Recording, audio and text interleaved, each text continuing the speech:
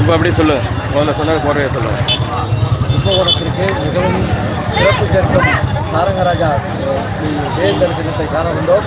இது 110 அடி உயரமும் 500 டன் எடையும் கொண்டது. இதன் சிறப்பை நாங்கள் காலகாலமாக சந்தித்துக் கொண்டிருக்கின்றோம். இதை முன்னாள் அமைச்சர் கும்பகோணத்தில் கோசிமணி அவர்களை சீர்படுத்தி தூக்கி வைத்த நாளிலிருந்து வருடம் இதை நாங்கள் செய்து கொண்டிருக்கிறோம், தரிசனம் செய்து கொண்டிருக்கிறோம்.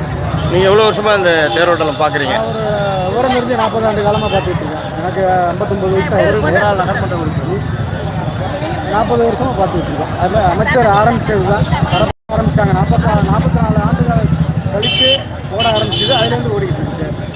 தேரோட வீதி எல்லாம் சிமெண்ட் சாலை போட்டு சிறப்பாக பண்ணி கொடுத்தாங்க. நாங்கள் கோச்சிமணி எல்லாம் அதுலேருந்து இன்னை வரைக்கும் சாரங்க ஓடிக்கிட்டு இருக்கு.